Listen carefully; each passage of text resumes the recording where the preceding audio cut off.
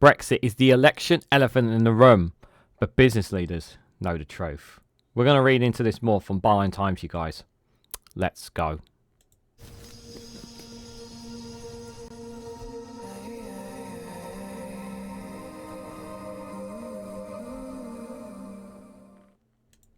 Good morning, good afternoon, good evening, wherever you are in the world. This is Reganelite here with an article from Byline Times with the headline of Brexit is the election elephant in the room, but business leaders know the truth. Brexit has barely been mentioned during the election campaign, but the impact on businesses and the economy is much worse than the public might think. Guys, while you're here, make sure you hit the like button and share it across social media so others are notified of this video. And without a shadow of a doubt, people, while they know and they recognise that Brexit is a problem and there are issues with it, lots of people, pretty much a majority of people in the UK, accept that Brexit did not work out or Brexit has failed and the problems that it has have impacted. Not everyone really realises the true damage that is going to cost, because even now, not all the pieces have been put in place. A lot of issues, especially when it comes to import and export controls, not all of them have been put in place because of the kicking the can down the road scheme that the Conservatives have been doing. Because the Conservatives don't want to own this issue. This issue cannot be resolved by them because they thought they had a good deal, or they thought they wanted to get the deal over the line. It turned out to be a shoddy deal for us. Whatever Brexit deal we had. And you look back at the deal that Theresa May had on the table when she was Prime Minister, you know, and you think that that would have been the most minimal of damage. But we did not go down that road. We went down with one of the hardest Brexit deals possible. And there was just no way we could leave without a deal. It would be catastrophic if we had done. But the deal was done. And since then, businesses have struggled. Farms feel let down. Fishermen aren't getting the same catches that they used to. Small and medium-sized businesses are paying more costs. And those that trade and work within cooperation with those within the EU are now struggling to get the supplies they need and to sell them to them. Many people just don't bother anymore when it comes to buying goods to and from the EU. It's just not worth the hassle anymore for some people. It really is not. It's a sad state of affairs. Many businesses have suffered as a result of this, and most businesses within the EU that do business with the UK, excuse me, know what's coming down the line. And once those checks come in place in the UK, it's not going to be worth the hassle. It's not going to be worth the money. It's not going to be worth the paperwork. It's not going to be worth their time. So they're just going to take their business somewhere else in the EU, because they won't have this friction with the UK as they do with their European partners. So, again, like, this is all going to hurt the British economy. What we see on our shelves is as a lot of it has changed in the last several years as well. And there's going to be less choice. That's inevitable. We were already going on less choices. It's going to be even fewer. And that's not the fault of the Labour government. This is the fault of the 14 years of Conservatives and the decision that they made. Now, people will always argue, but we already had the vote. It's done and dusted. Why can't you move on? Because we can't stop talking about it, because the damage to Brexit is still there. The harm that it is causing. Businesses are still suffering and want answers, and no one's giving them any real answers to this issue. No one's willing to call it out and tackle this head on. Green Party recently have said that they want to rejoin. We're not here. I'm not hearing it point blank from the Lib Dems, Conservatives, or the Conservatives. We know that Labour want to have discussions with the EU, but no talk about rejoining or anything. No talk of rejoining the single market and customs union. And how are they going to fix these? How are they going to fix these issues with trade?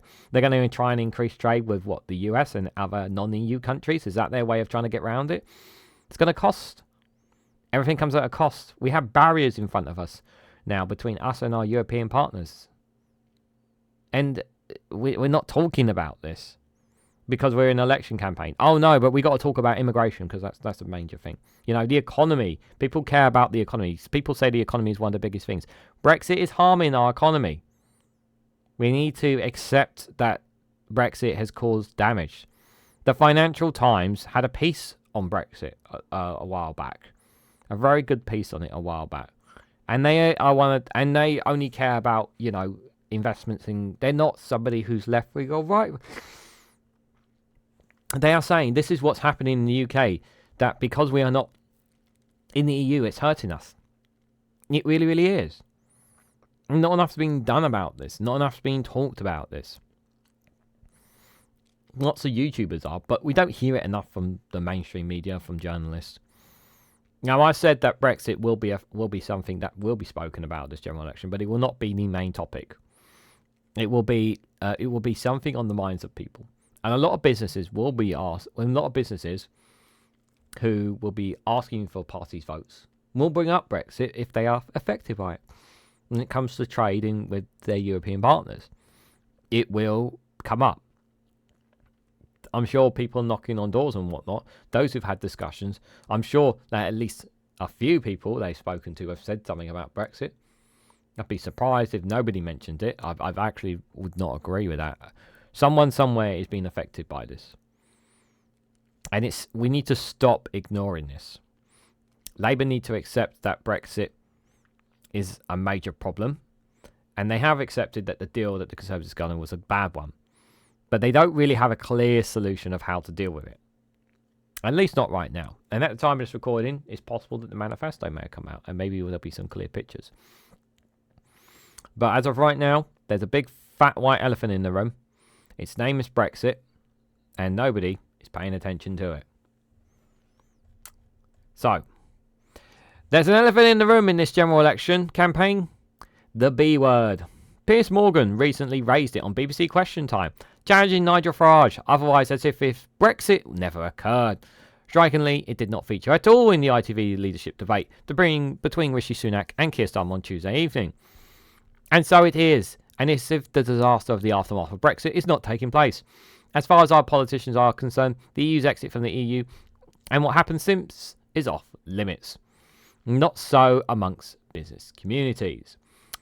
I recently chaired a panel of business working organisations E2E to mark the body's launch of the International Track 100 for 2024, the ranking of 100 British private businesses that had enjoyed the highest export sale growth during the past 3 years. The panellists were drawn from the list. These were bosses who successful and were selling well overseas, yet all of them were damning about the UK's departure from the EU. Simon Lafosse, the founder and chairman of technology recruiter Lafossiere Associates, called for another referendum on EU membership. Others nodded in agreement. Among them was Ed Gilligan, the creator of Charter Sync, which mars freight forward with airlines handling air cargo. Pre-Brexit, we could move aircraft without delay. Now with all the paperwork required, it takes 48 hours, Mr. Gilligan said. This has a major impact. For example, on just-in-time supply chains. They say they're relying on automobile parts. The whole production is left waiting for them to arrive. Previously, we never saw competition from road freights. Now there is, and it can be just as quick to send a part by road as by air. Before Brexit, another panel added, all was needed to cover the whole of the EU was one docket. Now every member of the EU requires its own forms to be filled before goods can be transported. Garina Waller, director of crop protection supplier AG Argo, said, it's very tough doing business between the UK and Europe. I wish Brexit had never happened. He was considering relocating his head office to Ireland, which was in the EU, to use it as a gateway to the blog, saying there needs the need to execute a better trade deal with the EU. Even if we don't have a referendum, we should at least get a better deal with the EU. Mr. Lafossiere was concerned that one of the unintended consequences of exiting the EU was that previous 40% of the founders of tech companies came from the EU. They chosen to come to the UK. Now we've made it more difficult for them to come, and the UK has become less attractive. If you think about the value creation they bought and the employment they created, the loss is massive. I fear we're becoming less competitive as a country. And I 100% agree. I really do think we are We are no longer while we are still one of the big economies, big G7, G8 economies of the world, we are becoming less competitive because of not having our pulling power within the EU anymore. That was a big factor of us. That was a big factor in our economy.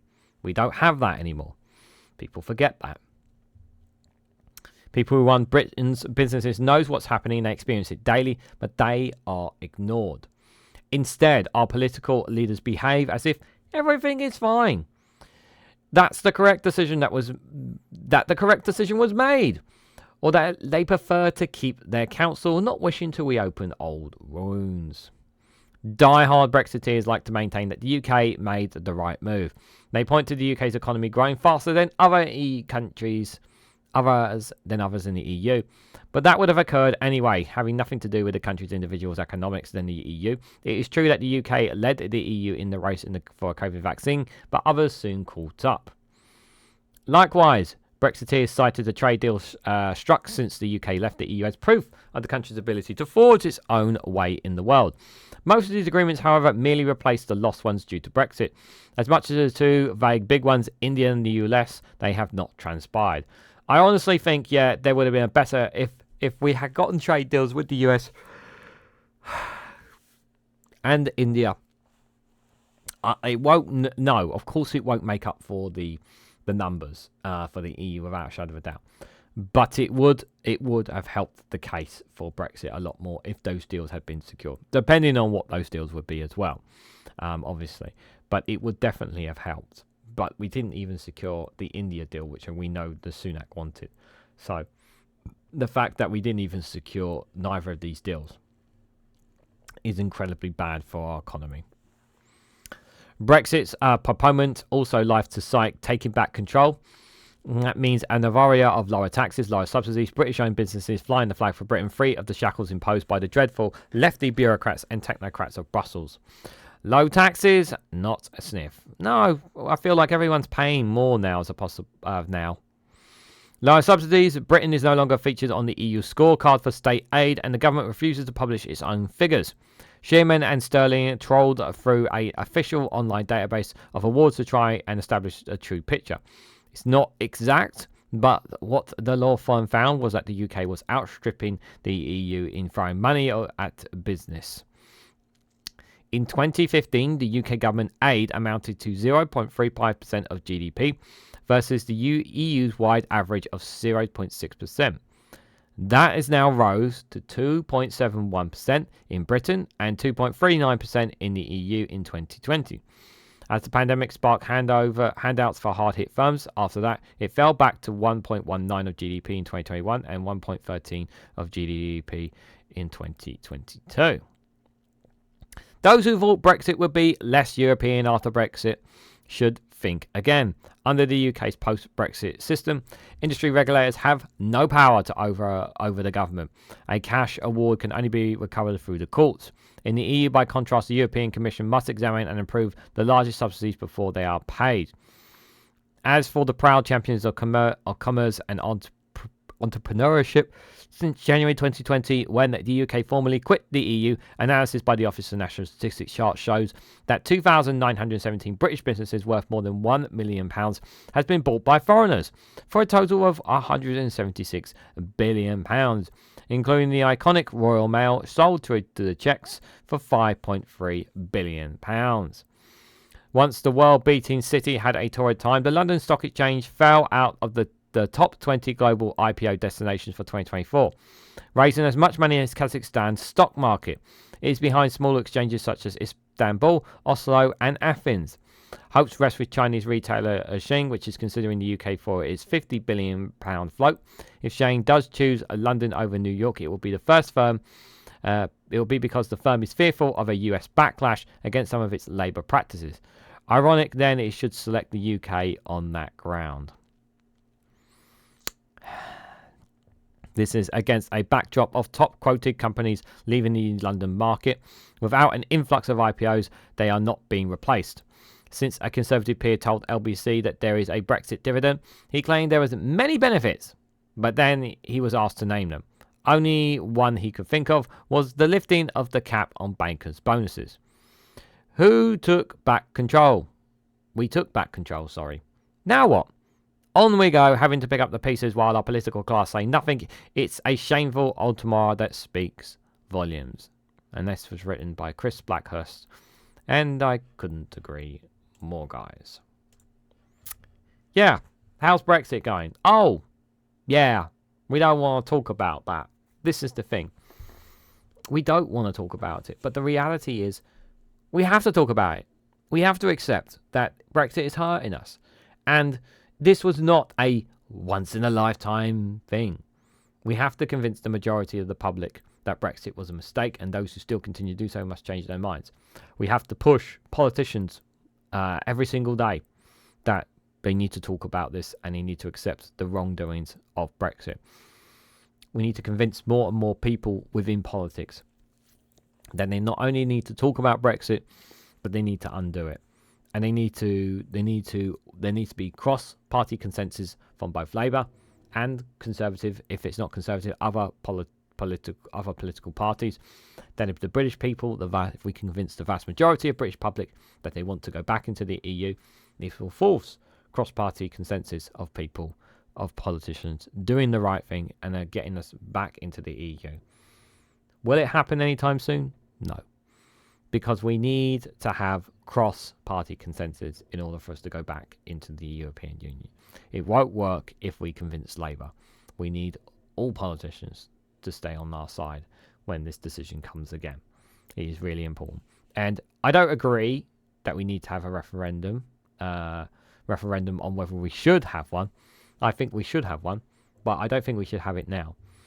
I do think, we do need to have one in the future, because the question needs to come up again, and the rejoin campaign needs to be on the ball with this one compared to what happened in 2016.